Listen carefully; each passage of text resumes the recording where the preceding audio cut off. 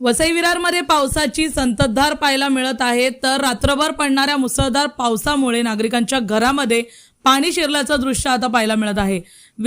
विरार पश्चिमेच्या महानगरपालिका मुख्यालयाजवळील परिसरांमध्ये जसे की चाणक्य चौक, विराटनगर, यशवंत नगर या परिसरामध्ये पाणी साचल्याचं दृश्य पाहायला मिळत आहे।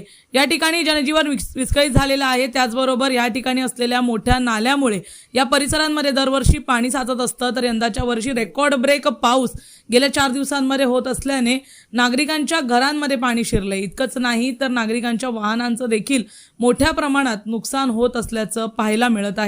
यावेळेस सगळं आपत्ती व्यवस्थापन करणाऱ्या महानगरपालिकेच्या मुख्यालयाबाहेरच पाणी भरलेलं असल्याचं पाहायला मिळत आहे। मुख्यालयाच्या परिसरात देखील पाणी भरलं असल्यामुळे नागरिकांना अधिकच चिंता सतावत आहे।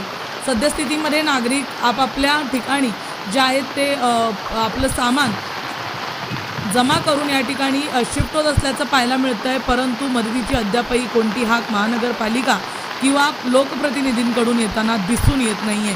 या ठिकाणी दरवर्षी पाणी साचतं या सखल भाग असल्यामुळे, परंतु यंदाच्या वर्षी रेकॉर्ड ब्रेक पाऊस होत असल्यामुळे तसंच रात्रभर पडलेल्या पावसामुळे रात्रभरातच मोठ्या प्रमाणात पाणी साचल्याचं पाहायला मिळत आहे।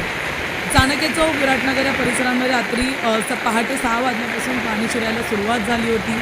नागरिकांची तारांबळ उडाली होती। त्यानंतर आता आपण पाहू शकतो, हे दृश्य आपण पाहू शकतो कशा प्रकारे मोठ्या प्रमाणात या ठिकाणी पाऊस जे आहे ते बरसत आहे आणि पाण्याचा जोर जो आहे तो वाढत आहे। तसंच नागरिकांच्या घरात जे पाणी शिरलंय त्याचा पाण्याचा स्तर देखील वाढत चाललेला आहे। त्याच्यामुळे नागरिकांना अधिकच चिंता सतावते। जर पाण्याचा अधिकच स्तर वाढला तर पुढे काय, कारण घरातलं सामान देखील अशा प्रकारे जे आहे ते भरती करून नागरिकांनी सध्या बचाव मागण्यासाठी सुरुवात केलेली आहे। पाण्यासारखं असेल या संपूर्ण संततधारीमध्ये नागरिकांचा बचाव व्यवस्थापन कसं केलं जातं?